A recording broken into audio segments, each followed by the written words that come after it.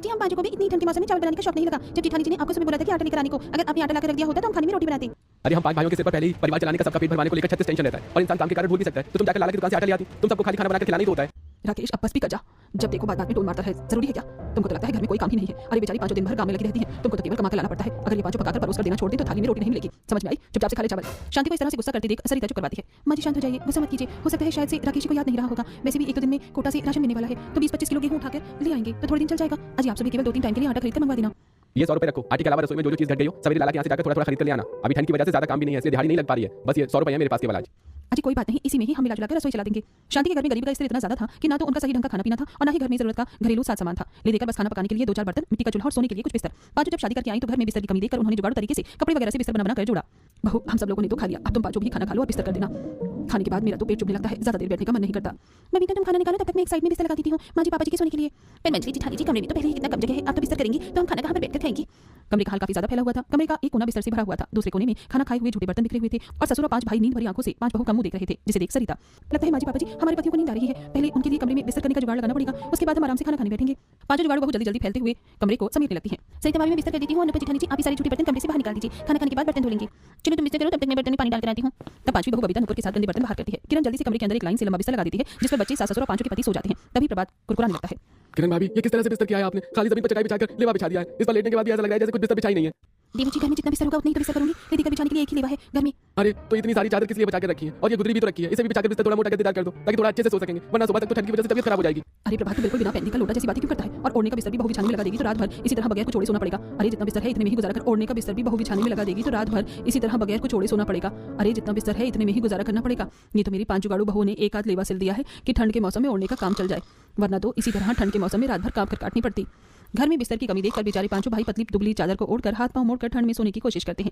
वहीं सभी के खा चुकने के लास्ट में पांचों बहुएं एक साथ खाना खाने के लिए बैठती हैं। बबीता देखती है कि बर्तन में बहुत ही थोड़े से चावल बचे हुए हैं और सब्जी के नाम पर भी कढ़ाई में सोयाबीन के 2-4 फांक लगे हैं। सरिता भाभी आपने कितना चावल बनाया था? हम पांचों के खाने के लिए आज फिर से खाना कम रह गया है। बबीता डिब्बे में बस 4 गिलास ही चावल था, उसी को बनाया है। तभी तो चावल कम पड़ गया, क्योंकि हमारे लंबे चौड़े परिवार में चेनाब चावल लगता है। जब जाकर सबके खाने के बाद हम बहू के लिए पेट भरकर खाने के लिए खाना बचता है। अभी तो इन थोड़े चावल में ही गुजारा करना पड़ेगा। बबीता एक ही थाली में सबके लिए खाना निकालती है और पांचों बराबर बराबर कौर खाती हैं। तभी शांति रसोई में आती है और थोड़े से चावल में 5 बहू को खाते देख उसकी आंखों में आंसू छलक जाते हैं। सरिता बहू, बबीता बहू, किरण, नुपुर, आशा बहू, क्या बात है? भगोने में और बात नहीं पड़ा क्या जो तुम पांचों एक ही थाली में खा रही हो? और ऐसे छुंछे चावल क्यों खा रही हो? सब्जी भी नहीं ली, जबकि तुम पांचों को तो सोयाबीन की सब्जी पसंद है। रुको मैं सब्जी देती हूँ। शांति की रसोई की तरफ बढ़ते ही पांचों करीब जुगाड़ू बहू संकोच में आ जाती हैं। तभी आशा बात को संभालते हुए, माँ जी रहने दीजिए, हमें से किसी को सब्जी नहीं चाहिए। वो सब्जी में थोड़ा मसाला ज्यादा डल गया है ना, इसलिए देखकर खाने का मन नहीं है। आशा बहू तुझको तो ठीक तरीके से झूठ बोला भी नहीं आता। आज फिर से खाना खत्म हो गया है। जिस दिन से तुम पांचों शादी करके आई हो खाली तुमको दुख देखने को ही मिला है, कभी तुमने सुख नहीं किया ससुराल का। पता नहीं भगवान का मेरे घर के हालात अच्छे करेगा। तुम पांचों को इस तरह से पेट काट कर खाते देखकर मुझे बिल्कुल अच्छा नहीं लगता। माँ जी एक बार हमारे पति अच्छे से कमाने लग जाए तो हम भी सही से खाएंगे। खाने के बाद बबीता किरण खुले आंगन में बर्तन धोती है। आसमान से ओस गिर रही है। बाल्टी का पानी तो बिल्कुल बर्फ जितना ठंडा हो गया है, मुझको तो पानी छूने में करंट लग रहा है। बर्तन खंगालने की हिम्मत नहीं है। खाना बनाने के बाद मैंने चूल्हा भी बुझा दिया था, वरना थोड़ा पानी चूल्हे पर गर्म कर लेते। तभी किरण के जुगाड़ू दिमाग की बत्ती जलती है और वो बाल्टी का पानी फेंक कर चंपाकल चलाती है। किरण तुमने भरी बाल्टी का पानी क्यों फेंक दिया? बर्तन कैसे धुलेगा? जी जानी जी मेरे दिमाग में बढ़िया जुगाड़ आया है, जिससे हमें ये बर्फ जितनी ठंडे पानी से बर्तन धोने की जरूरत नहीं, बल्कि गर्मा गर्म पानी से बर्तन धोएंगे। किरण काफी देर तक चंपाकल चलाती है। धीरे धीरे उसमें से गर्म पानी निकलने लगता है। नुपुर भाभी एक बार पानी पीकर देखो। मेरी तो वैसे ही सर्दी से हाथ सुन हो रहे हैं। बर्फ जितना ठंडा पानी छूकर मुझे कुल्फी नहीं जमानी। अरे पहले पानी छू कर देखो। नुपुर ने जैसे ही हैंडपंप से निकलते पानी को छुआ तो वो एकदम गर्म था। अरे ये क्या चक्कर है? बाकी दिन तो हैंडपंप से बर्फ जितना ठंडा पानी निकलता है, अभी गर्म कैसे आ रहा है? तुमने तो बहुत ही बढ़िया जुगाड़ लगाया है। जेठानी जी घर में चांपाकल लगवाने का यही तो फायदा है। चांपाकल सीधा जमीन के अंदर से पानी खींचता है और गर्मी के मौसम में ठंडा पानी देता है, और ठंड के मौसम में जितना देर तक आप चांपाकल चलाओगी तो अंदर से गर्म गर्म पानी निकलने लगेगा। फिर तो ठंड में रोड मशीन से पानी गर्म करने की जरूरत ही नहीं है। दोनों जल्दी से गर्म गर्म पानी से फटाफट से बर्तन धोकर घर में लाती हैं और किरण देखती है कि उनके लिए सोने के लिए बिस्तर नहीं बचा। सारा बिस्तर हाउसफुल हो गया है, हम कहाँ सोएंगे? मेरी तो ठंड से हाथ पैर जम रहे हैं, सोने का कुछ तो जुगाड़ लगाना पड़ेगा। नुपुर दरवाजे के कोने में कुछ बोरा रखे देखती है, जिसे वो निकाल कर लाती है। नुपुर भाभी आप ये बोरा क्यों बिछा रही है? कोई और चारा नहीं है देवरानी जी, इस बोरी पर ही सोना पड़ेगा आज हम दोनों को। नुपुर किसी तरह जमीन पर बोरा बिछाकर जुगाड़ू बिस्तर करती है और कुछ बोरे वो ओढ़ लेती है। जेठानी जी ये बोरी बिस्तर तो बहुत ज्यादा चुभ रहा है, मुझसे नहीं सोया जा रहा। किरण खुद हम बड़ी मुश्किल से सो रहे हैं, सो जाओ। तभी किरण रस्सी पर टंगी अपनी कुछ साड़ियां उतारकर उनको चादर की तरह बोरी के ऊपर चादर की तरह लगाकर चारों तरफ से फोल्ड कर देती है। अब थोड़ा मुलायम लग रहा है, अब इससे किसकी कभी नहीं। किरण का जुगाड़ नुपुर को भी पसंद आता है। इसके बाद वो भी अपनी कुछ साड़ियों को उतारकर इस तरह बोरे पर बिछाकर चारों तरफ से मोड़कर सो जाती है। अगली सुबह 100 hours of hydration का अनुभव लग रही थी, लेकिन हम दोनों को ठंड का बिल्कुल भी एहसास नहीं हुआ, बल्कि मुझे इस बोरा बिस्तर पर काफी गर्माहट भरी नींद आई थी, क्योंकि ये जूट के बोरे गर्म होते हैं, इसलिए तुम्हें ठंड नहीं लगी। तब पांचों जुगाड़ू बहू जल्दी से काम धंधे में लग जाती हैं। आशा जैसे ही दरवाजा खोलकर देखती है तो बाहर काफी ज्यादा कुहासा छाया हुआ था। उसकी मोटी मोटी बूंदें गिर रही थी, ठंडी ठंडी हवा चल रही थी। रात रात में कितनी ज्यादा ठंड बढ़ गई है, आज तो पास पास का भी कुछ दिखाई नहीं दे रहा। मेरा तो घर के आंगन में जाने का जी ही नहीं कर रहा है। हाँ, मगर हमारी रसोई तो खुले आंगन में ही बनी है। सरिता आशा दोनों आंगन में आती हैं जहाँ चूल्हे की पन्नी हटी पड़ी थी और ओस से चूल्हा बीक कर गल चुका था, जिसे देख दोनों दुविधा में आ जाती हैं। हे भगवान, मैंने तो रात को चूल्हा सही से ढका था, चूल्हे पर से पानी कैसे हट गई, और देखो चूल्हे का आजकल टूट गया, खाना किस पर बनाएंगे। ओहो, ये तो बड़ी परेशानी हो गई। अगर हम दूसरा नया चूल्हा बना भी लेंगे तो इतनी कड़ाके की ठंड के मौसम में चूल्हा सूखने में कम से कम 4 से 5 दिन लगेगा, क्योंकि आजकल धूप भी इतनी लेट से निकलती है। इसका क्या जुगाड़ लगाया जाए? टूटा चूल्हा देखकर दोनों उसे ठीक करने का जुगाड़ सोचने लगती हैं। तभी काजल डुग्गू रानी इधर उधर से उठाकर कुछ ईंट लेकर आते हैं। मम्मी ये लो, जैसे तुम छठ पूजा दिवाली पर ईंट का चूल्हा बनाकर पकवान बनाती हो, आज इस पर खाना बना लो। ये तो बच्चों ने हमें अच्छा जुगाड़ याद दिला दिया। चलो अभी के लिए ईंट का चूल्हा लगाकर खाना पानी बनाते हैं। आशा अब आंगन में 3 ईंट बिठाकर चूल्हा लगाकर ठंड में खाना बनाते हैं। तभी ठंड में सुबह सुबह ठेले पर खाने पीने की चीज बिकने वाले आते हैं।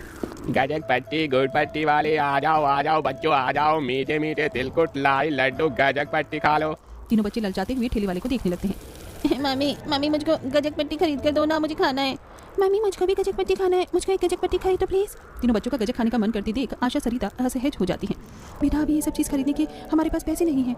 मम्मी, आप तो जब देखो यही बोलती हो, हमें तो कभी कुछ भी अच्छी चीज़ कोई खरीद कर ही नहीं देता खाने को। ना तो हम बच्चों के पास ठंड के अच्छे कपड़े पहनने को है, बाकी सारे बच्चों को सब कुछ मिलता है, बस हमें ही गर्मी हो या सर्दी गरीबी में ही गुजारा करना पड़ता है।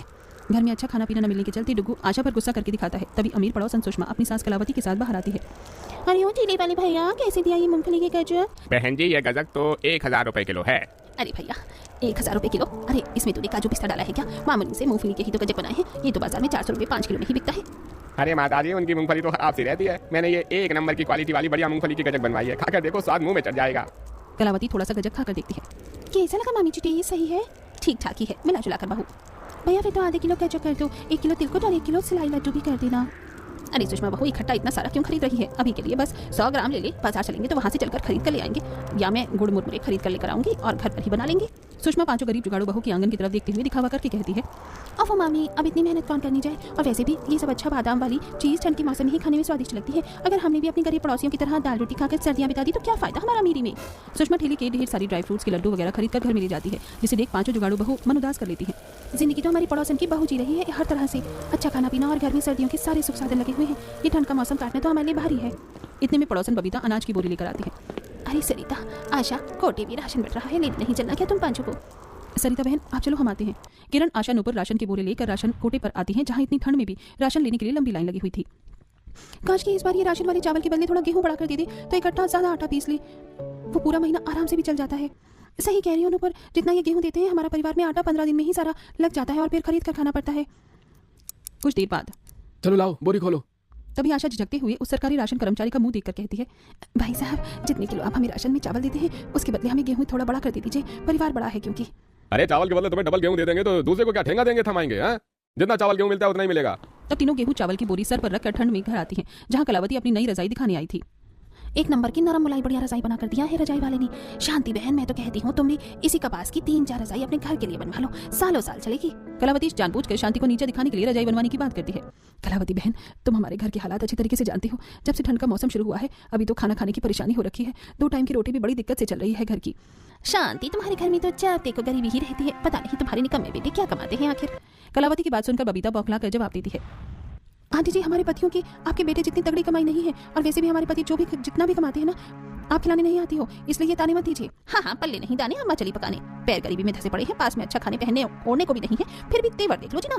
कलावती शांति के आगे पांचों को ताना देकर चली जाती है, जिससे सास ससुर गरीबी के चलते आंखें नीचा कर लेते हैं। अरे इस ठंड के मौसम में क्या कम सता रखा है, जो पड़ोसी भी हमारा कच्चा मकान और खराब हालत देखकर हमारा ठट्ठा करते हैं। माँ जी बस चुप हो जाइए, अब आप देखते जाइए, आपकी 5 जुगाड़ू बहुएं ठंड के मौसम में घर का सारा सामान जोड़कर दिखाएंगी। इतनी देर में पांचों के पति फैक्ट्री से बहुत सारे खाली बोरे और कुछ बोरियों में बहुत सारा बुरादा भरकर ले आते हैं। अरे क्या बात है, घर में कोई बात हुई है? तुम सबका मुंह क्यों उतरा हुआ है? शांति, झूठ बोलते नहीं बेटा, सब कुछ ठीक है। तुम पांचों गोदाम से जल्दी आ गए। माँ, आज बस गोदाम खाली करना था, वो गोदाम में कुछ खाली बोरियां और लकड़ी का बुरादा रखा था तो हम आज दाबने के लिए ले आए। उन बोरी और भूसों को देखकर सरिता के दिमाग में गर्म बिस्तर बनाने का जुगाड़ आता है। ये बोरी बड़े काम के हैं, हम चाहें तो इसमें से ये भूसा भरकर बिस्तर बना सकते हैं। तुमने तो बहुत ही अच्छा जुगाड़ लगाया है। घरेलू कामकाज खत्म करके पांचों जूट की बोरों को काट काट कर उन्हें बड़ी सुई से जोड़कर रजाई जितना बड़ा कवर बनाकर तैयार कर लेती हैं। कवर तो बन गया, अब हमें इसके अंदर बिल्कुल बराबर बराबर लकड़ी का बुरादा बनना है ताकि गद्दी बिल्कुल बराबर बन सके। अब पांचों लकड़ी के सारे बुरादे को उसके अंदर भरकर सिल देती हैं, जो कि छूने में काफी मुलायम और गर्म था। आखिरकार हमने अपने जुगाड़ू तरह से सोने के लिए गर्म गद्दी बना लिए, लेकिन ये थोड़ा उबड़ खाबड़ हो गया है। मम्मी, हमारे पास एक अच्छा जुगाड़ है जिससे ये गड्ढा बिल्कुल बराबर हो जाएगा। अच्छा, तो फिर करके दिखाना। तीनों बच्चे गद्दे पर चढ़कर कूदने लगते हैं, जिससे वो बिल्कुल बराबर हो जाता है और पूरा परिवार रात में उसे गर्म गद्दे पर ही सोता है। क्या बात है, तुम पांचों की जुगाड़ का जवाब नहीं, बोरी और भूसे से इतना टिकाऊ गद्दा बनाया है। अरे मुझे तो इस नरम गरम गद्दे पर सोकर अच्छा लग रहा है। सभी आराम से ठंड में गर्माहट में सो जाते हैं। इसी तरह 2-4 दिन गुजर जाते हैं। आज कितने दिनों बाद थोड़ी कड़क धूप निकली है। आज ये गेहूं चावल दोनों साफ करके धोकर सूखने के लिए डाल देते हैं। बहू, ये चावल तो रहने दो, ठंड के मौसम में ये कच्चा चावल खाने से तन बदन में दर्द बढ़ जाता है। मगर माँ जी, अभी तो 3-4 महीने ठंड रहेगी, ऐसे तो चावल रखे हुए खोखले और खराब हो जाएंगे। थोड़ा थोड़ा बनाकर इस्तेमाल कर लेंगे। तभी कोटे से मिले चावल को देखकर आशा के जुगाड़ू दिमाग में एक आइडिया आता है। मेरे दिमाग में बहुत ही बढ़िया जुगाड़ आया है। इस कच्चे चावल का चावल बनाकर खाने से अच्छा है हम चाहे तो इसे कुकर चिड़वा बनाकर रख सकते हैं और थोड़े चावल को भूनकर मुरमुरा भी बना सकते हैं, जिससे हम बच्चों के लिए गुड़ के लड्डू बना देंगे। सभी को आशा का जुगाड़ू आइडिया काफी पसंद आता है। आशा बहू, ये तुमने बहुत ही अच्छा जुगाड़ लगाया है, बच्चों का भी गुड़ के लड्डू खाने का मन है। किरण चटाई बिछाकर चावल को धूप में सूखने के लिए छोड़ देती है। अगले 2 दिन 2 बहुएं चावल को ओखली में कूटकर उनसे चूरा बनाती हैं और बाकी 3 बहू उस चावल को मिट्टी के मटके में भूनकर मुरमुरा बनाती हैं। वैसे इस कच्चे चावल का मुरमुरा कितना खिला खिला फूट रहा है। पता है, यही मुरमुरा ठंड के चलते बाजार में 20 रुपए पाव बिक रहा है। और देखो, हमने अपने जुगाड़ से घर बैठे बैठे ही मुरमुरा बना लिया, इसलिए तो हम जुगाड़ू हुए हैं। इतनी देर में शांति दुकान से काफी सारा गुड़ खरीद कर ले आती है। आज तो बिल्कुल शरीर पिघलने वाली पानी की तरह ठंडी हवा चल रही है। बहुआ मुरमुरा भून गया हो तो हटो, मैं चूल्हे में आग बैठाकर चाशनी बना देती हूँ। शांति जल्दी से चूल्हे पर कढ़ाई रखकर चाशनी बनाती है। वहीं तीनों जुगाड़ू बहू जल्दी जल्दी चूरा और मुरमुरा के लड्डू बना देती हैं। तभी 2 घर छोड़कर रहने वाली शारदा उनके घर आती है। क्या बात है बहू, गुड़ के लड्डू बनाए जा रहे हैं, बड़ी अच्छी महक आ रही है। लीजिए ना आंटी जी, आप भी खाकर देखिए। शारदा जैसे लड्डू चखती है तो उसे काफी स्वादिष्ट लगते हैं। अरे वाह वाह बहू, तुमने तो बहुत ही करारा खस्ता लड्डू बनाए हैं। ठंड में ऐसे लड्डू नाश्ते में खाने को मिल जाए तो मजा ही आ जाए। मेरे लिए भी तुम 2-4 किलो लड्डू बना दोगी, जो सामान और लागत लगेगी मैं दे दूंगी। हाँ हाँ, क्यों नहीं आंटी जी, हम बना देंगे। अरे देखो, जिस काम के लिए आई थी मैं तो बातों बातों में भूल ही गई। वो इस बार मैंने अपने खेत में सब्जी लगवा रखा है, सारी सब्जी पकड़ तोड़ने के लिए तैयार है, तुम तोड़ दोगी? जी जी आंटी जी, हम कर देंगे।